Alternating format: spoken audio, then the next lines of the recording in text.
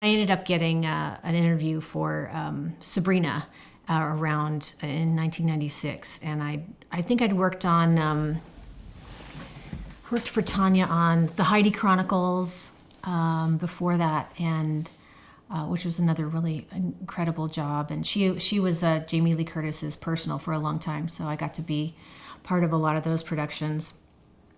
And so I'd done the Heidi Chronicles, I'd done Jingle All the Way because she had introduced me to Jeff Dawn's team, and I was doing some of the women's makeup on that. And I ended up getting an interview for Sabrina.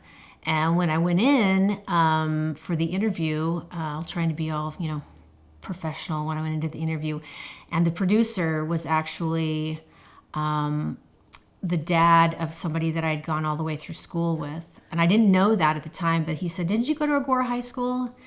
And weren't you a cheerleader?" And I said, "Yes." And he said, "My son's Don Cook." And I thought, oh my God, this is so weird. I said, I'd gone all the way through school with Don. He was a football player.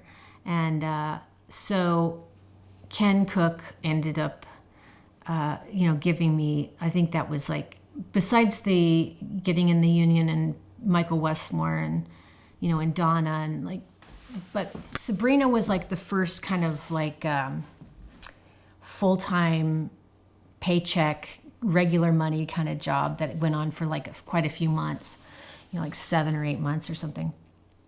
And Melissa Joan Hart and Paula Hart, who were producing Sabrina, I interviewed with them and got on with them very well. And then they kind of, and I worked on that job, and then Tanya, who was working with Clint Eastwood a lot, brought me on in between seasons. I got to do Midnight in the Garden of Good and Evil with her, and we were down in Savannah and back here at Warner Brothers, and so we were doing that film. And so she kind of Tanya brought me on as her key for several of Clint's movies, and I feel really grateful for getting to work on a lot of those films too. So I just kind of squeezed it in wherever I could, and I got to travel a lot from Sabrina and see a lot of the world with Melissa.